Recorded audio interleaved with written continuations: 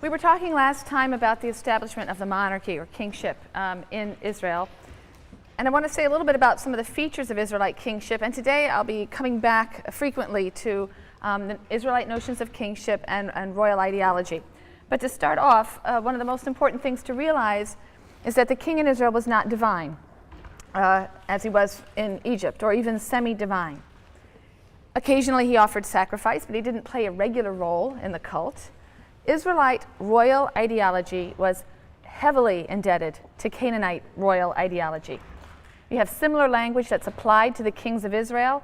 The king is said to be appointed by the deity or deities to end wickedness, to enlighten the land. He's the channel of prosperity and divine blessing for the nation.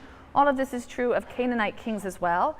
And the king, as we've seen, is spoken of as God's son. That doesn't imply divinity. It's a metaphor, the metaphor of sonship. It was used for the Canaanite gods as well, and it expressed the special relationship between the king and the deity. It was the same relationship as was found between that of a suzerain and a vassal. In our suzerainty treaties also, the vassal is the son of the suzerain. It's a kind of adoption, and what it means is that the one who is metaphorically the son is to serve the father loyally, faithfully, but is also susceptible to chastisement from him. And that's what we saw in Nathan's statement or pronouncement or prophecy to David last time. Michael Coogan points out that the notion of the sonship of the king was revolutionary. It was a deliberate effort to replace an earlier understanding according to which the entire nation of Israel was God's son. You'll remember during the plagues in Egypt, and God refers to Pharaoh as having oppressed his son, Israel, his firstborn.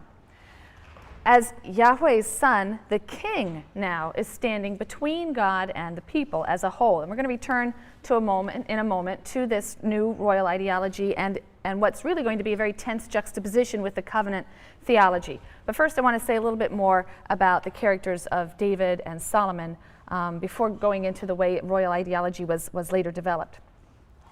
In the Bible, David is second only in importance and in textual space to Moses, right? The amount of space that's devoted to him. It's second only to Moses. There are three characteristics of David which stand out. And the first is that he's described as being quite proficient in music and poetry. And so we'll see that later tradition is going to attribute to him not only the invention of various instruments, but also the composition of the book of Psalms. It seems to make sense that he would be the composer of the book of Psalms if he has a reputation for poetry and music. He's also credited with great military and tactical skill and confidence. He deploys his army on behalf of Israel, but he also, once he is king, deploys his army within Israel against his rivals. Third, he's depicted as a very shrewd politician, and it was David who created permanent symbols of God's election of Israel, God's election of David himself, God's election of David's house or line or dynasty to rule over Israel in perpetuity. It is said that he conceived the idea of a royal capital. He captured the city of Jebus. Jebus, it was a border town, so it's free of any tribal association, right? It's sort of like a Washington, D.C. It's not located really within any one tribe. And he captured this and built it up as the city of David.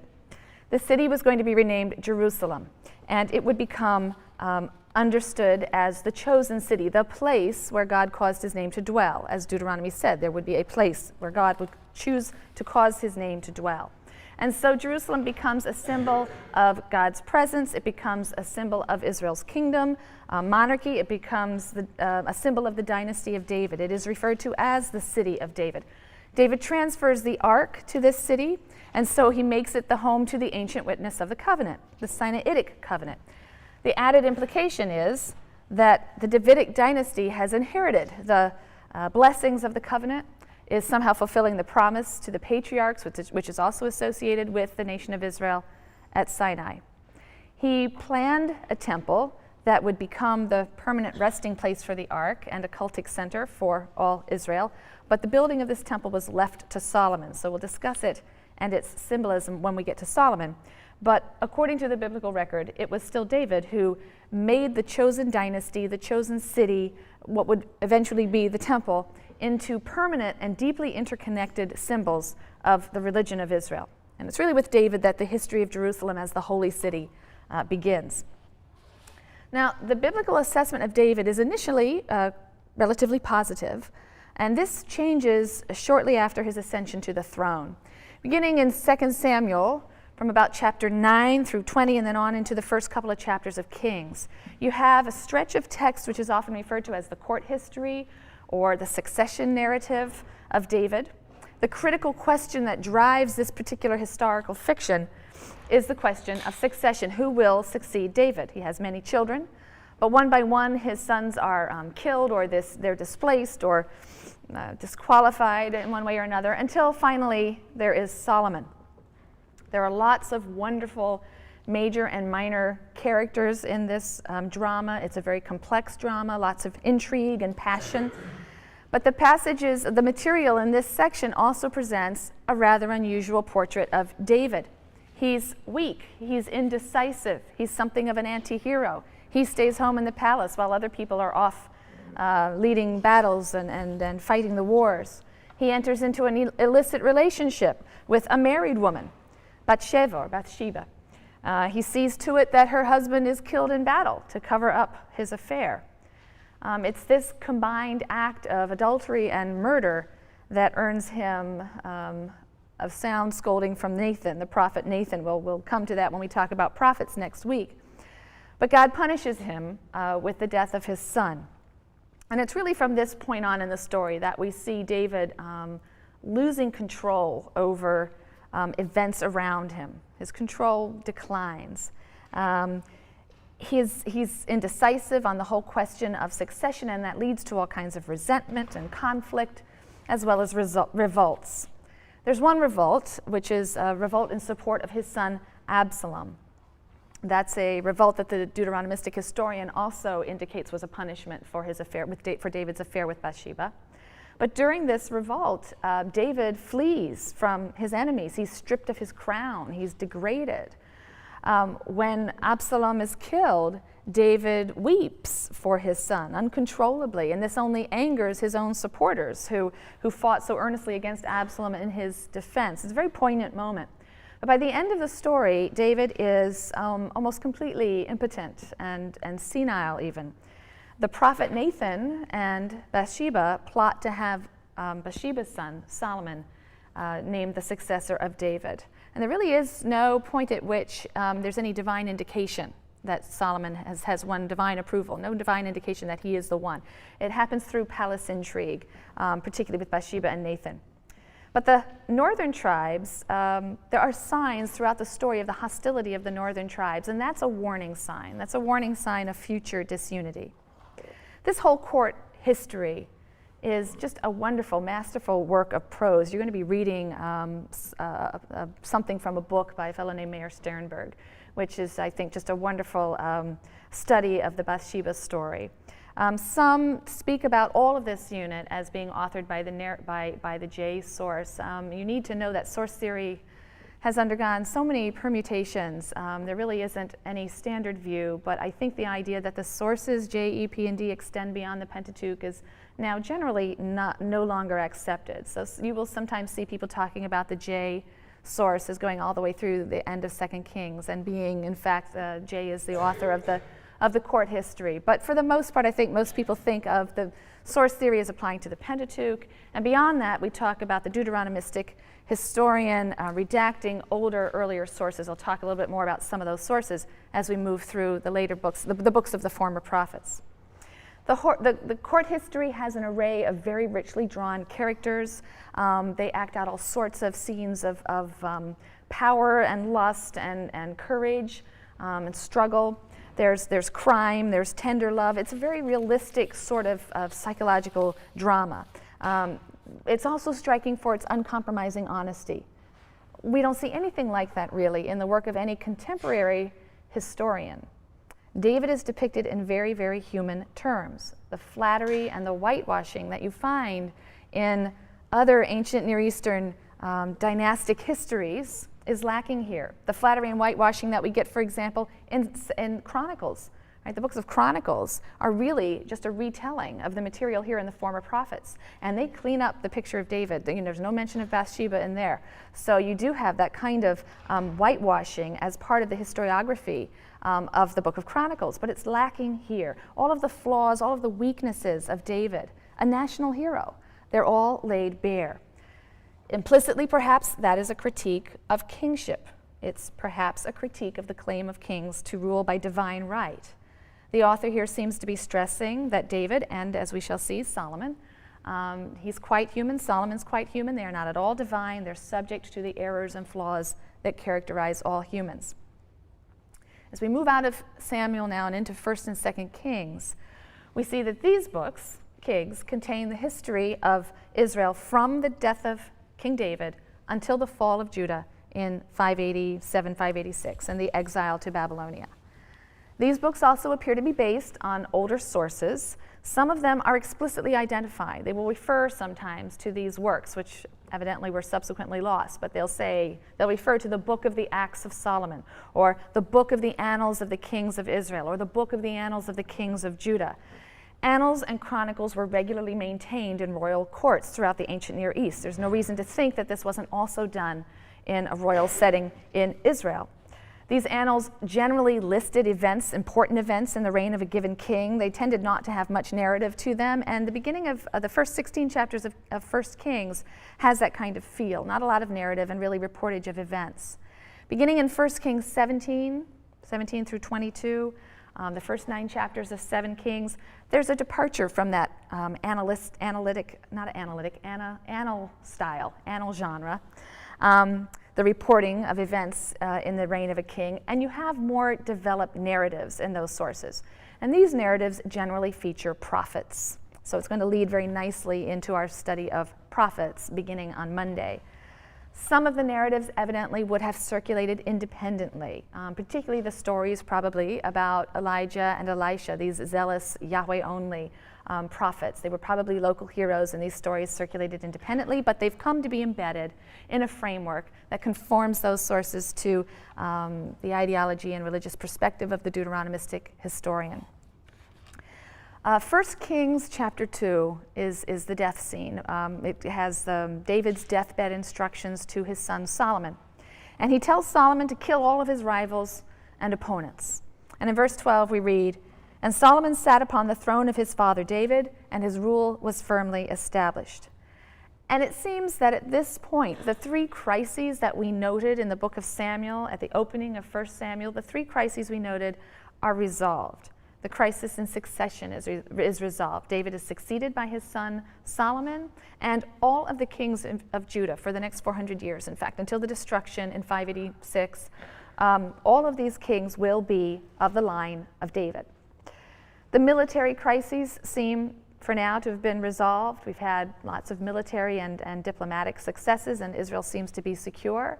And also the religious crisis that we mentioned is resolved. The ark was retaken from the Philistines. It's been brought to Jerusalem. It's been installed in Jerusalem. And now a magnificent temple is planned that will house the ark and be a site for the central worship of all Israel. But the resolution of these crises came at a cost. They produced fundamental changes in Israelite society. From a loose confederation of tribes, however idealistic that picture was, but from a loose confederation of tribes united by a covenant, we've now got a nation with a strong central administration. It's headed by a king, and that king seems to enjoy a special covenant with God. Rather than charismatic leaders who rise as the need itself arises and then fade away, we now have permanent kings from a single family. And preserved in the biblical sources is a tension between the old ideas of the covenant confederation, what we might call covenant theology, and the new ideology of the monarchy. This new royal ideology combines loyalty to God and loyalty to the throne, so that treason or rebellion against God's anointed is also apostasy. It's also rebellion against God himself. The two become conflated. There's a scholar named John Levinson. I've talked about him before in connection with the covenant at Sinai, but in this wonderful book called Sinai and Zion, he really juxtaposes these two ideologies, and he points to this deep tension between the covenant theology and the royal ideology. In covenant theology, Yahweh alone is the king. He's got a direct, suzerain vassal relationship with the people. So Israel is the subject of covenant theology. The covenant theology, therefore, implies almost automatically a somewhat negative view of the monarchy, and that's what we've seen here and there in the book of Judges and in Samuel. Monarchy is at best unnecessary, and at worst, it's a rejection of God. Nevertheless, despite that resistance or that critique, monarchy, kingship is established in Israel. And Levinson sees the royal ideology that developed to support this institution as a major revolution in the structure of the religion of Israel, where the Sinaitic covenant was contracted between God and the nation. The Davidic covenant is contracted between God and a single individual, the king. The covenant with David, another scholar, Moshe Weinfeld, who I've mentioned before as well, he describes the covenant with David as a covenant of grant. This is a form that we find in the ancient Near East also. It's a grant of a reward for loyal service and deeds. And so God rewards David with the gift of an unending dynasty. It's a covenant of grant. He grants him this unending dynasty in exchange for his loyalty. And the contrast with the covenant at Sinai is very clear. Where Israel's covenant with God at Sinai had been conditional, it's premised on the observance of God's Torah. If there's violation, then God will uproot the Israelites and throw them out of the land. All right, the covenant with David, by contrast, with his dynastic house, and by implication with David's city and the temple atop Mount Zion, that covenant will be maintained under all conditions. Remember the passage that we read of Nathan's prophecy last time. So the royal ideology fostered a belief in some quarters, and we'll see this in the next few weeks, a belief in the inviolability, the impregnable nature of David's house, dynasty, the city itself, the chosen city, the sacred mountain, the temple. We'll return to this idea in later lectures. So you have this deep tension lining up Israel's covenant at Mount Sinai, which is conditional on the one hand, with God's covenant with David, which is centered on the temple and palace complex at Mount Zion, and which is unconditional and permanent. Scholars have tried to account for these two strands of tradition in biblical literature in different ways. The covenant theology with its emphasis on the conditional covenant with Moses contracted at Sinai, the royal ideology and its emphasis on the unconditional covenant with David focused on Mount Zion. One explanation is chronological, that early traditions were centered around the Sinai event and the covenant theology. They emphasized that aspect of the relationship with God, and later traditions under the monarchy emphasized royal ideology. Another explanation is geographical. The northern kingdom, which if you'll recall, and we'll talk about in a moment, the northern kingdom is going to break away from the southern kingdom. Davidites will not rule in the northern kingdom. So the assumption is that the northern kingdom, which rejected the house of David, they de-emphasize royal ideology and its focus on Zion and the house of David, and they emphasize the old covenant theology and the Sinai theology. And by contrast, the southern kingdom, in which a member of the house of David reigned right until the destruction, the southern kingdom emphasized Zion and its attendant royal ideology. Well, Levinson rejects both of these explanations. He says the difference isn't that one is early and one is late. It isn't that one is northern and one is southern. We find the Sinai and the Zion traditions in early texts and late texts. We find them in northern texts and in southern texts. In the south, David's house was criticized just as roundly as it was criticized in the north, and emphasis was placed on the Sinai covenant over against the royal ideology in the south as well as in the north. So the two traditions, he said, coexisted side by side. They stood in a dialectic tension with one another in Israel. And eventually they would come to be coordinated and work together. We'll see that more towards the end of the lecture. But he says the Zion ideology will take on some of the aspects of the legacy of Sinai. Mount Zion will soon be associated with the site of God's theophany or self-revelation. It will become a kind of Sinai, now permanently in Jerusalem. It would become the site of covenant renewal.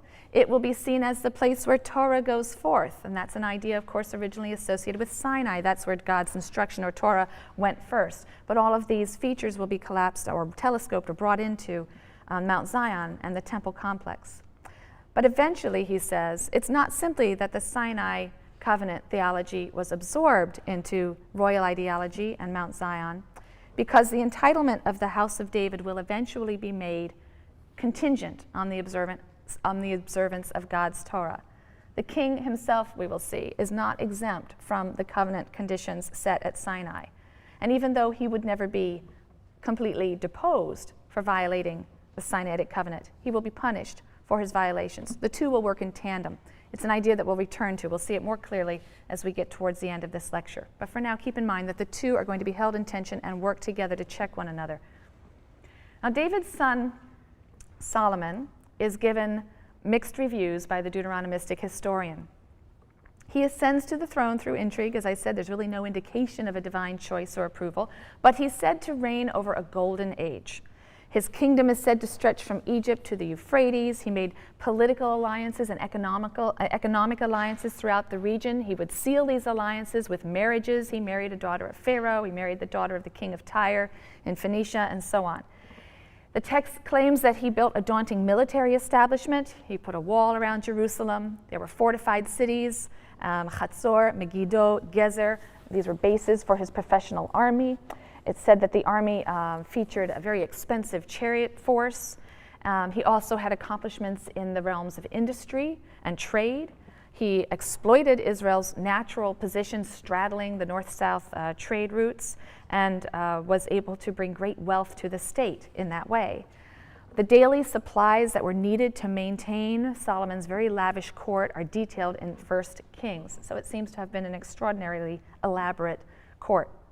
He developed a merchant fleet. He seemed to work closely with the Phoenicians and the Phoenician king Hiram in developing a merchant fleet and exploited trade routes through the Red Sea. All sorts of exotic products are listed as coming in to Jerusalem from Arabia and the African coast. We have the famous story of the visit of the Queen of Sheba. This could possibly be the Sabaean territory in South Arabia. And there may be some basis in fact, given these trade routes and how well traveled they were at this time. And of course, he's known for his magnificent building operations. Many scholars assume that given this tremendous wealth, this would have been a time for a flowering of the arts. And so it's often been maintained that this would have been the time for the early traditions, biblical traditions, the early traditions of the nation to be recorded, perhaps the J source. People date it to the 10th century, the time of Solomon. But we should be a little skeptical of this grand picture, because archaeologists have found that Jerusalem was a small town. It was a very small town, really until the end of the 8th century. Suddenly it absorbed many refugees from the fall of the northern kingdom. Remember, Israel is going to be destroyed in 722, so refugees fleeing southward will greatly expand Jerusalem. We have archaeological evidence of that. But there are very few material remains that attest to a fabulous empire on the scale that's suggested by the biblical text. Chatzor, Megiddo, and Gezer, the three places that are mentioned as fortified military bases, these have been excavated. They do show some great gateways and some large chambers, even some stables, but archaeologists differ radically over the dating of these layers. Some date them to the time of Solomon, some see it as later. Most concur that Israel was probably at this time the most important power in its region.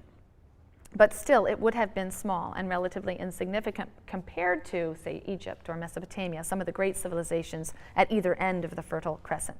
But it would have been the most important state in that area and probably was able to have some dominance over some neighboring areas as well. I just want to mention three things about Solomon, things that he's noted for. One is that he's praised for his wisdom, and because, again, the biblical text praises him for his wisdom, later tradition will find it convenient to attribute the book of Proverbs to him, as well as the book of Ecclesiastes. These are two works that belong to the genre of wisdom literature we'll be talking about later in the semester. Second, in addition to being praised for his wisdom, he's praised for constructing the temple. And in fact, the primary focus of all of the biblical material, or the biblical story of Solomon, is the building of the temple, the dedication of this temple for the Ark of the Covenant in Jerusalem.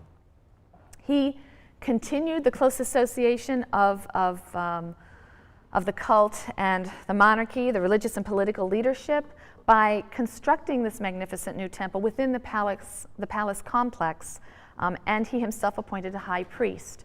So the juxtaposition of the house of the king and the house of the deity on Mount Zion was quite deliberate. And this hill, even though geographically it's very small, becomes, in the mythic imagination of Israel, this towering and impregnable mountain.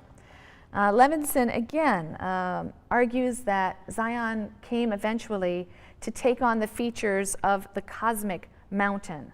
The cosmic mountain is a mythic symbol that we find in the ancient Near East. The cosmic mountain has these powers or potencies that are universal and infinite, and we find it in the religion of Israel as well, specifically in connection with Mount Zion. The cosmic mountain in ancient tradition was understood to be the meeting place of the gods, like a Mount Olympus, for example, is a cosmic mountain. But it was also understood to be the axis mundi, that is to say, the juncture or the point of junction between heaven and earth, the meeting place of heaven and earth, right? The axis around which these worlds met or were conjoined. In Canaanite religion, the mountain of Baal, which is known as Mount Zaphon, was conceived precisely in this manner. And Levinson points out tremendous commonalities of language and concept in connection with the mountain of Baal, the mountain of El, and the mountain of Yahweh. In fact, the word Zaphon, Mount Zaphon, is used to describe God's mountain in the Bible in one particular passage. So the temple on Mount Zion came to be understood as sacred space, much like the cosmic mountains of other traditions. It's described as a kind of paradise sometimes, almost a Garden of Eden. It's described as the place from which the entire world was created. It's also viewed as a kind of epitome of the world, a kind of microcosm, an entire microcosm of the world. It's also seen as the earthly manifestation of a heavenly temple. The temple came to represent an ideal and sacred realm. And we also see it as the object of intense longing. Many of the Psalms will express intense longing. If I could just sit in the temple, if I could just be in that space, that sacred space. We see it in the Psalms. In a passage describing the dedication of the temple, this is in 1 Kings 8, Solomon explains that the temple is a place where people have access to God, they can petition to him, and they can atone for their sins. It is a house of prayer, he says, and it remained the central focal point of Israelite worship for centuries. So his great wisdom, his great virtue in constructing the temple notwithstanding, Solomon is very sharply criticized for, among other things, his foreign worship. His new palace complex had a tremendous amount of room for his harem, which is said to have included 700 wives. Many of them were foreign princesses. Many of them would have been acquired to seal political alliances or business alliances, noble women. 700 wives and 300 concubines, as well as various officials and servants. Now, of course, these numbers are likely exaggerated, but Solomon's diplomatic alliances likely necessitated unions that would, of course, have been condemned by the Deuteronomistic historian. He is said to have loved women foreign women from the nations that God had forbidden, and he succumbed to the worship of their gods and goddesses, which is really the key point. I mean, the whole fear of a foreign spouse is that one will be led to or will support the worship of foreign deities. And so Solomon is said to have built temples for Moabite gods and Ammonite gods. This all may point to a general tolerance for different cults in Jerusalem in the 10th century and in the 9th century. This may not have been an issue in Jerusalem in the 10th and 9th century, but it's an issue for the later Deuteronomistic editor. They have no tolerance before this. So Solomon's primary flaw, in the Deuteronomistic historian's view, is his syncretism, which is prompted by his marriages to these foreign women who brought their native cults to Jerusalem. His religious infidelity is said to be the cause of the severe problems and ultimately the division of the kingdom that will follow upon his death. In order to support this tremendous court and harem, as well as the army and the bureaucracy, Solomon did introduce heavy taxation, as well as the corvée, which is forced labor or required labor on state projects. So you have this developing urban structure, complex, developing, bureaucratic urban structure that's now being superimposed on the agricultural life. And that leads to all sorts of class distinctions and class divisions between officials, bureaucrats, merchants, large-scale landowners who were prospering perhaps, smaller farmers and shepherds who are living at more of a subsistence level. So you have divisions between town and country, between rich and poor. And this is a great change from the ideals of the tribal democracy. Some of the ideals that some of you looked at when we were talking about legal texts, where there seem to be these economic blueprints for bringing about economic equivalence through sabbatical years and jubilee years and so on. In short, the list of social and economic ills that were enumerated by Samuel in 1 Samuel chapter 8 when he was trying to persuade the people from establishing a monarchy, that list of ills. You'll have a standing army, military, a standing army you'll have to support. You'll have to do labor for the state. You're going to have all kinds of taxes and special levies. You're going to be virtually enslaved. Many of these things seem to have been realized, the Deuteronomistic historian would like us to believe, in the reign of Solomon. Moreover, as we've already seen, the very institution of monarchy itself didn't sit well in some quarters because centralized leadership under a human king seemed to go against the older traditions of Hebrew tribal society, united by covenant with God, guided by priests, prophets, occasional judges, inspired charismatically. So already before Solomon's death, the northern tribes were feeling some alienation from the house of David. They're resenting what they perceive to be Solomon's tyranny. So let me give you a brief timeline of what happens from the death of Solomon down to the destruction. And on one of the earlier handouts I gave you, there is a list of the kings north and south. This is not something you need to memorize, and I'm certainly not going to stress it. But if you kind of want to keep score, that's a list that you can refer to. So when Solomon died in 922, the structure that had been erected by David and Solomon fell into these two rival states. And neither of them, of course, is going to be very strong. You have the northern kingdom of Israel and the southern kingdom referred to as Judah, each with its own king, right? Jeroboam in the north, Rehoboam in the south. Sometimes they're going to be at war with one another. Sometimes they're going to work in alliance with one another. But 200 years later, right, from 922 down to 722, 200 years later, the northern kingdom of Israel will fall to the Assyrian Empire. The Assyrians come down to the border of the southern kingdom to Judah, and Judah remains viable, but it is reduced to a vassal status. It is tributary to this new world power. Finally, Judah will be destroyed about 150 years later, okay? About 587, 586. The Babylonians, right, the Neo-Babylonian Empire, they have conquered the Assyrians, and they assume control over the ancient Near East and take the southern kingdom. Now, the story of the northern kingdom, Israel, that's presented in Kings is colored by a Judean perspective, and it is highly negative and highly polemical. So Solomon was succeeded by his son Rehoboam, but the 10 tribes of the north revolted when he refused to relieve their tax burden. They came to him and asked if they could have some relief, and he answered them very harshly. So they revolted, and a separate kingdom was set up under the rule of the Israelite Jeroboam just to the end of the 10th century. So divided now into these two kingdoms, they begin to lose power, probably losing any control they may have had over outlying territories. So let's focus first on the northern kingdom of Israel. The area was more divided by tribal rivalries and religious traditions than Judah. You have 10 tribes in that region. Jeroboam didn't seem to be able to establish a very stable rule. 1 Kings 12 tells us of Jeroboam's effort to break the connection with the traditional religious center of Jerusalem in the south. He establishes his own government at Shechem, and that was a place that was already revered in Hebrew tradition. This is where we have the covenant renewal ceremony by Joshua, so it's already a somewhat sacred site. So he establishes his capital in Shechem, and then he establishes royal shrines, one in the southern part of Israel and one in the northern part of Israel, right, on each of the borders, north and south of the kingdom, in Dan and Bethel in the south and Dan in the north. A golden calf is placed in each shrine according to the text, and this is viewed by the Deuteronomistic historian as a terrible sin. Indeed, the story is written in a manner that deliberately echoes the story of the golden calf that was made by Aaron in Exodus 32. There are linguistic echoes that make it very clear that we are supposed to view this as a sin as great as the sin of Aaron. It may well be that if Jeroboam did in fact do this, that he was a good Yahwist and was just trying to establish alternate sanctuaries for Yahweh that would rival Jerusalem's. But the Deuteronomistic historian wants to see this as another instance of idolatry, and therefore deliberately echoes the primordial cultic sin of the golden calves when talking about Jeroboam's activity. It brands his cultic center as illegitimate idolatry.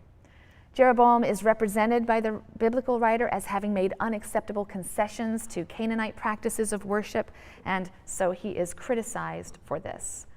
Despite his best efforts, his kingship is fairly unstable. And in fact, in the 200-year history of the kingdom, the northern kingdom of Israel, we will have 7 different dynasties occupying the throne. There was great material prosperity in the northern kingdom. I've just picked out a few kings to highlight, so these are not to be understood to be necessarily in order. I've just picked out a few highlights. But the rule of Omri was a time of some material prosperity, and his son, Ahab. Ahab was sort of the first part of the 9th century. Omri is an interesting person because he's the first king from either kingdom to be mentioned in sources outside the Bible. We have a large stone referred to as the Moabite stone, and in this stone, which boasts of a military defeat, there's the boast that Omri of Israel was defeated. Omri bought and fortified Samaria as the capital of the northern kingdom of Israel, and archaeology does reveal that this was in fact quite a magnificent city at this time. But again, the Deuteronomistic editors are going to judge him as evil. He's disobeyed God. His son Ahab also comes in for bad press. Ahab is also mentioned outside the Bible. We have an inscription of an Assyrian king who describes a coalition of Israelites and Arameans who fought against the Assyrians, and Ahab is mentioned in that inscription. Omri and Ahab were clearly very powerful and influential in the region. They are even mentioned outside the Bible. Ahab and his Phoenician wife, Jezebel, seem to have established a very extravagant court life in the capital of Samaria, and for this they're also going to be condemned by the Deuteronomistic editors. Jezebel was Phoenician, and when Jezebel tried to establish the worship of her Phoenician Baal as the official cult of Israel, right, she built a temple to Baal in Samaria. The prophets Elijah and Elisha preach a kind of holy war against the monarchy. We're going to come back to these very zealous Yahweh-only prophets of the north when we talk about prophecy next time. Ahab and Jezebel meet a very tragic end, and there will be a military coup. A military coup led by an army general, Jehu, in about 842. These are all kind of approximate years, you know, that different books will give them, they'll differ by 5 years one way or the other, but it's our best effort at reconstructing things based on some of these outside extra-biblical references that give us a firm date, and then we can kind of work around those. So the army general Jehu, in about 842, led a military coup. He was anointed king by the prophet Elisha, and he had a very bloody revenge on Jezebel. Jezebel and the priests of Baal were all slaughtered. The text says, as well as every worshiper of Baal in Samaria. They were all slaughtered. By the 8th century, you have the new Assyrian Empire on the rise. And in 722, the Assyrian king Sargon reduced Israel to the status of a province. And we have an inscription by Sargon that confirms the biblical report of this defeat. And in this inscription, Sargon says, "I besieged and conquered Samaria, led away as booty 27,290 inhabitants of it. The town I rebuilt better than it was before, and settled therein people from countries which I myself had conquered." So population transplanting. "I placed an officer of mine as governor over them and imposed upon them tribute as is customary for Assyrian citizens." So there's a basic agreement between this and the biblical account. Many of the governing class, the wealthy merchants, many tens of thousands in all, were carried off to northern Mesopotamia, and they were lost to history. These are the 10 lost tribes of Israel. There would have remained behind some Hebrew farmers and shepherds. They would have continued their old ways. But as was consistent with their policy, the Assyrians imported new peoples to repopulate this area and to break up any local resistance to their rule. And this would then become the province of Samaria. And this ethnically mixed group would practice a form of Israelite religion, but the Deuteronomistic editor does not view it as legitimate. And ultimately, these Samaritans were going to be despised by the Jews of the southern kingdom, the Jews of Judah. They were seen as foreign corrupters of the faith. They were always ready to assist Judah's enemies against Judah. So they felt very little kinship, and very often the Samaritans would join against those attacking Judah. So there was tremendous rivalry between the Jews of Judah and the Samaritans. Hence, the New Testament story makes sense, right? This is a hated person, this good Samaritan. So if we turn our attention now to the southern kingdom of Judah, Judah was comprised of the two remaining tribes of Judah and Benjamin. And it enjoyed internal stability for the most part. It remained loyal to the house of David, ruling in Jerusalem. Shortly after Israel fell in 722 to the Assyrians, the Judahites, whose king at that time was King Hezekiah, right? So the King Hezekiah had to agree to terms with Assyria. They became sort of subject allies or vassals of Assyria.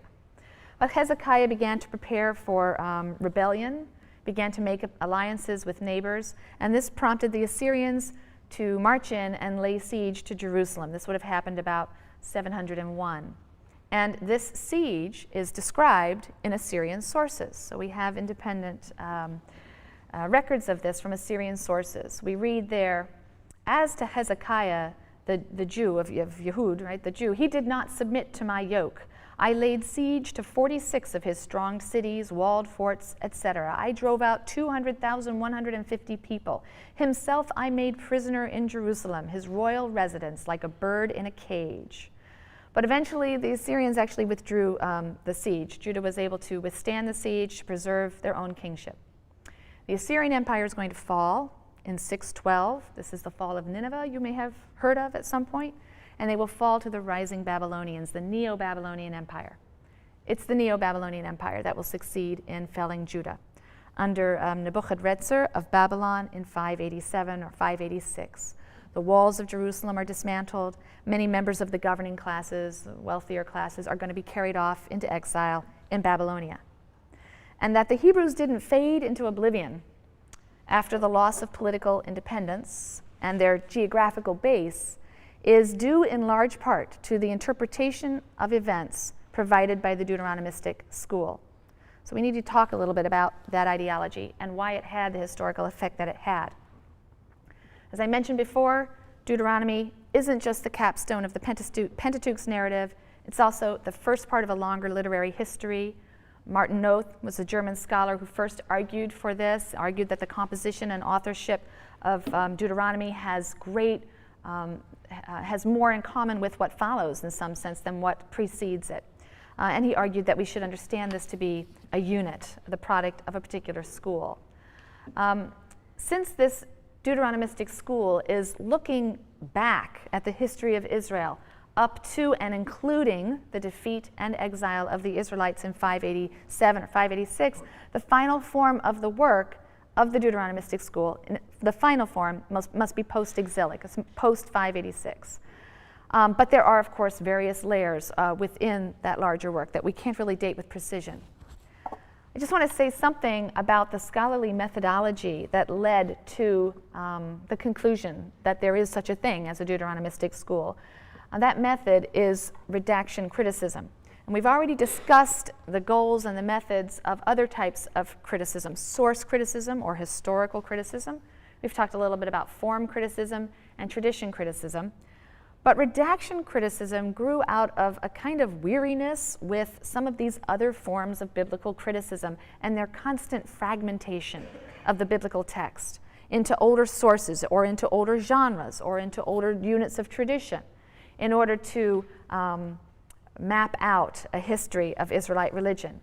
These other methods seem to pay very little attention to the text in its final form and the process by which the text reached its final form. So redaction criticism rejects the idea that the person or the persons who compiled the text from earlier sources did a somewhat mechanical scissors and paste job, didn't really think too much about the effect they were creating by putting things together. Redaction criticism assumes and focuses on identifying the purpose and the plan behind the final form of the assembled sources. They want to uncover, it's a method that wants to uncover the intention of the person or the persons who produced the biblical text in roughly the shape that we have it, and what was intended by their producing it in the shape that we have. So redaction criticism proceeds along these lines, and this is how it first developed. First, you can usually identify linking passages, that is to say, passages that kind of join narrative to narrative or unit to unit in an attempt to make the text read more smoothly or just to ease the transition from one source to another. And these linking passages are assigned to R for redactor, right? Also assigned to R are any interpretive passages. That means passages that stand back to comment on the text or interpret the text in some way. Any place where the narrator turns to directly address the audience. So for example, when you have a verse in which the narrator turns and says, that was when the Canaanites were still in the land. That would seem to be from the hand of a redactor, putting the sources together. When you have an etiological comment, that is to say, a comment of the type that, and that is why the Israelites do such and such ritual observance to this day. Right? That also seems to be written from the perspective of a compiler of sources, someone who's putting the text together. There are also some passages that indicate or justify or otherwise comment on what's about to occur, or passages that summarize and offer an interpretation or justification of what has just happened. We'll see that in 2 Kings 17. We also saw that in the book of Judges. We had this prospective summary saying this is what's going to happen. There's going to be sin. They're going to cry out. There'll be, God will raise up someone, they'll deliver them, and then they're going to fall back into sin again. So these are comments that are looking forward to tell us what it is we're about to read. And if you join all such passages together and assign them to R, you very often find that there are tremendous stylistic similarities in these passages. They use the same rhetoric over and over again, or you'll see the same point of view, and it's very often a point of view that isn't in the source materials that they're linking together. And this is how one arrives at some understanding of the role of the redactor in the final production of the text, how the redactor has framed our understanding of the source materials that he has gathered. Now, the Deuteronomistic historian who's responsible for the redaction of Deuteronomy, Joshua, Judges, and 1st and 2nd Samuel, and 1st and 2nd Kings, provides not just a history in the sense of documenting events as they occur, as if there's ever documentation without interpretation, but provides a strong interpretation of history, a philosophy of history. He's trying to ascertain the meaning of events, the larger purpose and design, something we've called a historiosophy. And we find the Deuteronomist's interpretation of Israel's history in the preface to the book of Deuteronomy. We find it in editorial comments that are sort of peppered throughout Joshua through Kings. And we especially find it in the summary of the entire unit that is contained in 2 Kings 17. Before we read that passage, we need to think about what it was that prompted the Deuteronomist to adopt a particular interpretation of Israel's historical record. The Deuteronomistic historian was attempting to respond to the first major historical challenge to confront the Israelite people and the Hebrew religion, and that was the complete collapse of the Israelite nation, the destruction of God's sanctuary, and the defeat and exile of the people of the Lord and God in history. The calamitous events of 722, but especially 587, raised a critical theological dilemma. God had promised the patriarchs and their descendants that they would live in his land. He had promised that the house of David would stand forever, but here the monarchy had collapsed, the people were defeated, and they were in exile. So the challenge presented by this twist of history was really twofold. Is God the God of history? Is he omnipotent? Is he capable of all? Can he, in fact, impose and effect his will? And if so, then what about his covenant with the patriarchs and his covenant with David? Had he faithlessly abandoned it? Well, that was unthinkable. Then if he hadn't faithlessly abandoned his covenant with his people and with David, he must not be the God of history, the universal Lord of all. He wasn't able to save his people. Neither of these ideas was acceptable to the Deuteronomistic school. It was a fundamental tenet of Israelite monotheism that God is at once the God of history, capable of all, whose will is absolute, whose promises are true, and at the same time a God of faithfulness who does not abandon his people. He's both good and powerful. So how could the disasters of 722 and 586 be reconciled with the conviction that God controlled history and that he had an eternal covenant with the patriarchs and with David? The historiosophy of the Deuteronomistic school is the response of one segment of the Israelite community. We'll see another response when we turn to the prophets. But the basic idea of the Deuteronomistic school is that God's unconditional and eternal covenants with the patriarchs and with David do not preclude the possibility of punishment or chastisement for sin as specified in the conditional Mosaic covenant. So you see how both ideas are going to be important to hold in dialectic tension, both theologies, the covenant theology as well as the patriarchal and royal theology. So this is because although God is omnipotent, humans do have free will, they can corrupt the divine plan. So in the Deuteronomistic history, the leaders of Israel are depicted as having the choice of accepting God's way or rejecting it. God tries to help them. He's constantly sending them prophets who yell at the kings and tell them what it is God wants of them, but they continue to make the wrong choice. They sin, and ultimately that brings about the fall first of Israel and then of Judah. And it's the idolatrous sins of the kings that does it. With the deposition and the execution of the last Davidic king, Zedekiah, the Deuteronomistic school reinterpreted the Davidic covenant in conditional terms on the model of the Sinaitic covenant, the Mosaic covenant, according to which God's favor toward the king depends on the king's loyalty to God. And in this way, the fall of the house of David could be seen as justifiable punishment for disobedient kings and rulers like Manasseh. We'll come back to him. Remember, the Davidic covenant that Nathan proclaimed in 2 Samuel 7 explicitly said that God would punish and chastise his anointed. That's what it means to be a son, to receive correction, discipline, and punishment.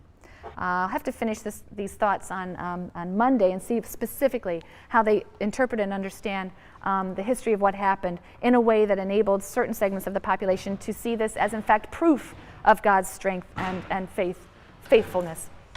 And then we'll turn to prophecy on Monday.